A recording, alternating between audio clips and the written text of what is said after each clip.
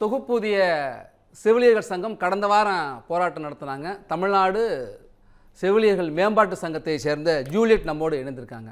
Madam வணக்கம். நீங்கள் கடந்த வாரம் போராட்டம் நடத்துனீங்க, பேச்சுவார்த்தை நடத்தினாங்க. போராட்டம் தற்காலிகமாக கைவிடப்பட்டதா அறிவிச்சிருக்கீங்க. இப்போ மீண்டும் தொடர்வதற்கான வாய்ப்பு இருக்கா? அரசின் மீது நம்பிக்கை இருக்கா?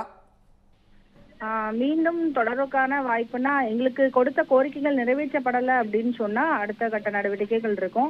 ஆனா அவங்க சொன்னதுபடி படிப்படியா நாங்க உங்களுக்கு பணி நிரந்தரம் செய்வோம், இல்ல சம வேலைக்கு சம ஊதியம் பெற்று தரதுக்கு நாங்க கேட்போம் அப்படின்ற பட்சத்துல நாங்க ஒன்றும் பண்ண கிடையாது. ஆனா அடுத்தடுத்து போராட்டங்கள் இல்ல எனக்கு இந்த மாதிரி பிரச்சனைகள் அடுத்தடுத்த போராட்டங்கள் நாங்க தொடர்றதுக்கு ரெடியா தான் இருக்கோம். இப்போ கடந்த வாரம் உங்களுக்கு சுகாதாரத்துறையிலேருந்து பேச்சுவார்த்தை நடத்தினாங்க. நீங்களும் கடுமையாக தொடர் போராட்டங்களை முன்னெடுத்தீங்க, அரசின் மீது கடுமையான விமர்சனங்களை முன்வைத்தீங்க. இப்போ 4.5 ஆண்டுகள் ஆகியிருக்கு. தேர்தலில் கொடுத்த வாக்குறுதியை தான் நிறைவேற்ற கேட்குறோம் அப்படின்னு சொல்கிறீங்க. அப்போ என்ன சொன்னாங்க, இப்போ ஏன் செய்யலை? போன எங்களை 2015 முதல் பணியமர்த்தினது அதிமுக ஆட்சியில தான். அப்போ அந்த டைம்ல நாங்க அவங்களுக்கு அதே மாதிரி 2 வருஷம் கழிச்சு எங்களுக்கு நிரந்தரம் வேணும் நாங்க போராடினப்போ இதே அரசு தான் எங்க பக்கத்துல உட்கார்ந்து நாங்க வந்த உடனே உங்களுக்கு நாங்க எல்லாருக்கும் பணி நிரந்தரம் செய்வோம்னு சொல்லி வாக்குறுதி கொடுத்தது. அப்பவே நான் போராட்டத்துல இருக்கும் போதே கொடுத்த வாக்குறுதி தான் இது. அதை தவிர அதை நாங்க எங்க தேர்தல் வாக்குறுதிகளை ஒன்னா கொடுப்போம்னு 356 கொடுத்துருந்தாங்க. ஆனா அந்த கொடுத்ததே நாங்க இத்தனைக்கும் எக்ஸாம் எழுதி MRB மெடிக்கல் ரெக்ரூட்மெண்ட் போர்டுன்ட்டு ஒரு தேர்வாணையம் மூலமா தேர்வு எழுதி நாங்க உள்ள வந்திருக்கோம். அப்ப எங்களுக்கு கேட்கறதுக்கு எல்லா உரிமையுமே இருக்கு. அதனாலதான் நாங்க கேட்கிறோம், நீங்க தேர்தல் வாக்குறுதியும் கொடுத்தீங்க, எங்களோட உரிமையை தாங்க அப்படின்னு சொல்லிட்டு கேட்டோம். நாங்க கேட்டுதான் 7 நாளா போராடினோம். இப்போ ஒரு 1000 பேருக்கு தான் பணி நிரந்தரம் கொடுத்துருக்காங்க. 1000 பேருக்கு பணி நிரந்தரமும் மகப்பேறு விடுப்பு நாங்க தான் அவ்வளவு பேருக்கு டெலிவரி பார்ப்போம். மகப்பேறு விடுப்பு ஊதியத்துடன் 25/10 இருந்தா. அப்ப அதுக்கு முன்னக்கூட்டி உள்ளவங்களும் எங்களுக்கு இருக்கதான் செய்யறாங்க. சரி, அட்லீஸ்ட் எங்க தலைமுறைக்காவது யூஸ் ஆகட்டும் தான் நாங்க அதை பத்தி பெருசா அதுக்கு பிறகு கன்னியூ பண்ணல. அதை பத்தி மறுபடியும் பேச வேண்டாமேன்ட்டு. மேடம், நீங்களே குறிப்பிட்டீங்க 1000 பேருக்கு பணி நியமனம். உங்க போராட்டத்திற்கு பிறகு ஒரு 1000 பேருக்கு பணி நியமனங்கிற ஒரு அறிவிப்பு கொடுத்தாங்க. படிப்படியா நாங்க பணி நியமனம் நிரந்தரம் பண்ணிட்டு தான் வர்றோம், அதுக்கு செவிலியர்கள் ஒத்துழைப்பு கொடுக்கணும் தானே தொடர்ந்து அரசு சொல்றாங்க. ஆனால் நீங்க போராட்டத்தை தொடர்றீங்களே. அதாவது என்னன்னா, எங்களுக்கு முதல்ல 0% வேகன்சி இந்த போராட்டத்துக்கு முதல் காரணமே அவங்க முதல்ல போன மாசம் அறிவிச்ச 0% வேகன்சி தான். நம்ம மாண்புமிகு சுகாதாரத்துறை அமைச்சர் 0% வேகன்சி சொன்னாரா.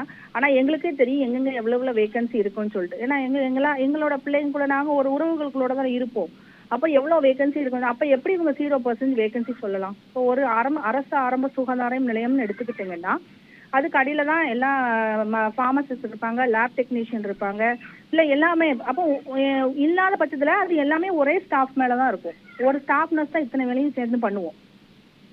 அப்ப இந்த வேகன்சி எல்லாம் காமிக்கணும்ல, எனக்கு காமிக்கல. இதாவது தற்காலிகத்துல உள்ள வேகன்சியே நிறைய இருக்கு. நிரந்தரத்துல உள்ள இவங்க புதுசா உருவாக்கலன்னா எப்படின்னா, இப்ப 11 மருத்துவ கல்லூரிகள் புதுசா திறந்திருக்காங்க. இப்ப கூட நம்ம எங்க திருநெல்வேலியில ஸ்டாலின் ஐயா அவர்கள் மறுபடியும் ஒரு மருத்துவக் கல்லூரி மருத்துவமனையை திறந்து வச்சிருக்காரு. அப்ப இதுலலாம் எப்படி இருக்கிற ஸ்டாஃப் வச்சு எப்படி அவங்க ஷஃபிள் பண்ணி போடுறாங்க. இங்க இருந்து டெப்டேஷன், டாக்டர்ஸும் சரி ஸ்டாஃபையும் சரி டெப்டேஷன் போடுறாங்க. அப்படி டெப்டேஷன் போடாம இங்க புதிய பணியிடங்களை ஒவ்வொரு வருஷத்துக்குமே உருவாக்கி இருந்தாலே அப்ப இந்நேரம் நாங்க 5000 பேருக்கு மேல உள்ள போயிருக்கோம் இல்லையா. நீங்கள் உங்கள் கோரிக்கையை முன்வைத்து போராட்டம் நடத்துகிறப்ப சென்னையை பொறுத்த வரைக்கும் பார்த்தீங்கன்னாக்கா இங்கே போராட்டம் நடத்தின செவிலியர்களை கிளாம்பாக்கம் பேருந்து நிலையத்தில் இறக்கி விட்டு அலக்கழிச்சாங்க அப்படிலாம் சொல்கிறாங்க. இப்போ நீங்கள் நெல்லையிலேருந்து பேசுகிறீங்க, அங்கேயும் போராட்டம் நடத்துனீங்க. காவல்துறை உங்களிடம் கடுமையாக நடந்து கொண்டதா? போராட்டத்தின் போது அலைக்கழித்தார்களா? அங்கே என்ன நடந்துச்சு? கிளாம்பாக்கம் நான் இருக்கதான் செஞ்சேன். ஏன்னா முதல்ல நாங்கள் இந்த விவேகானந்தர் சாலை அந்த இடத்துல தான் முதல்ல உண்ணாவிரத போராட்டம் தான் நாங்கள் இன்னைக்கு 18ஆம் தேதி காலையில இருந்து சாயங்காலம் வரை தான் நாங்க உண்ணாவிரத போராட்டம் தான் மேற்கொண்டோம். அப்ப ஆனா எங்களை யாருமே அழைத்து பேசல். அப்ப அழைத்து பேசாதப்போ அவங்க நீங்க அவங்கள கண்டுக்காதீங்க, அவங்க அவங்க தன்னால போயிடுவாங்க. ஏன்னா நாங்களாம் ஃபீமேல்லாம், நாங்களாம் பெண்கள். அப்ப இவங்க கொஞ்ச நாளைக்கு மேல இவங்க தாக்கு பிடிக்க மாட்டாங்க, இருக்க மாட்டாங்க, அந்த ஒரு எண்ணம். சரிங்களா? அப்ப அப்படி இருக்கும் போது சாயங்காலம் எங்களை அழைத்து எங்களோட சங்க தலைவர்கள் அழைத்து பேசுறப்போ ஒழுங்கான ஒரு பதில் இல்லை. அதனால நாங்க எங்கேயும் போராட்டத்தை கன்டினியூ பண்றோம்னு அங்கேயும் நாங்க உட்கார்ந்தோம். அப்போ அங்கே வந்து நானுமே அங்கே இருந்தேன், அதனால தான் நான் இப்போ சொல்கிறேன்.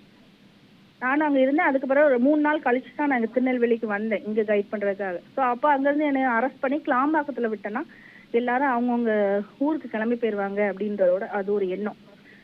ரொம்பவே கஷ்டப்பட்டோம் அந்த பஸ்ஸில்.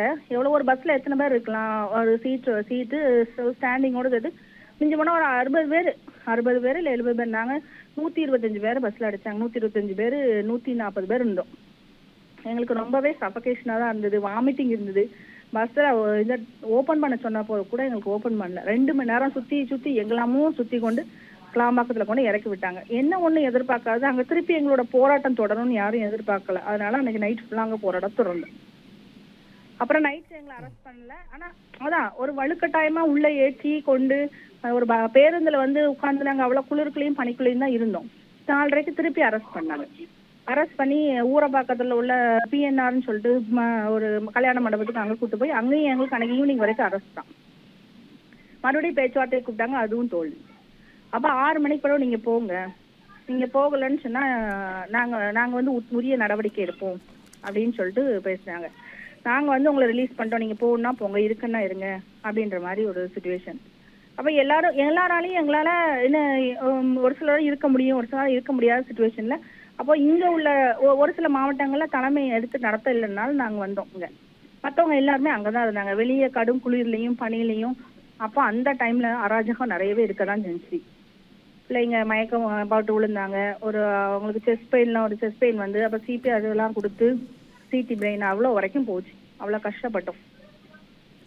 தொடர்ந்து பேசலாம் மேடம், இணைப்புல இருங்க, நம்ம அடுத்து விரிவா பேசலாம். நம்ம ஜூலியட் மீண்டும் இணைஞ்சிருக்காங்க. ஜூலியட், அரசு என்ன செய்யணும்? தற்காலிகமாக தான் நிறுத்திருக்கோம்னு சொல்றீங்க, இப்போ அரசு என்ன செய்யணும்?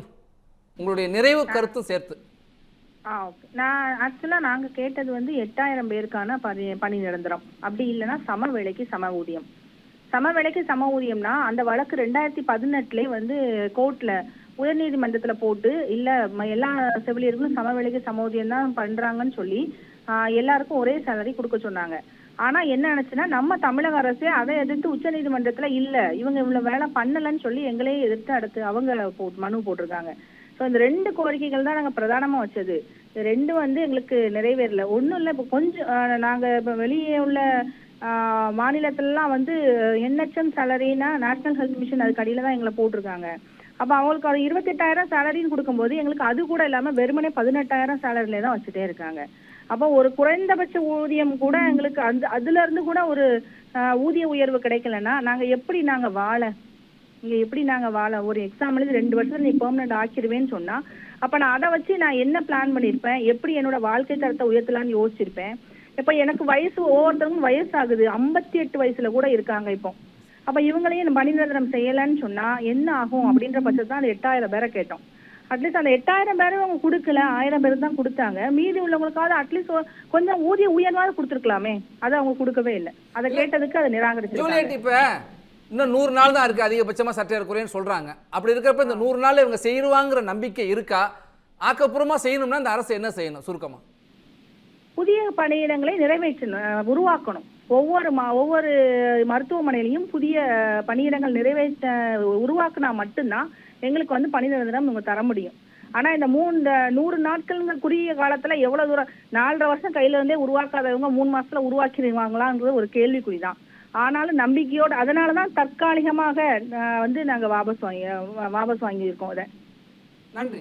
மதுரை மக்களே, மதுரை சிட்டிக்குள்ள அதுவும் உங்க பட்ஜெட்குள்ளேயே பிளாட் வாங்கணுங்கிற கனவு இப்போ கைக்கூடி வந்தாச்சு. மதுரையின் முதல் ப்ராஜெக்டில் ரோட்டுக்கு காசு இல்லாததால் 72 மணி நேரத்தில் 533 மனைகள் விற்கப்பட்டன. மீண்டும் ரோட்டுக்கு காசு இல்லாமல் பிரீமியம் வில்லா மனைகளை மதுரை வேலம்மாள் மருத்துவக் கல்லூரி அருகில் அறிமுகப்படுத்துகிறோம். Launching G2 Valley Crest, Madurai Velammal medical college அருகில். Early bird price RERA approved villa plots வெறும் 9.9 lakhs%. சிட்டிக்குள்ள பிளாட் உங்க கனவு வீட்டுக்கான perfect spot. For bookings call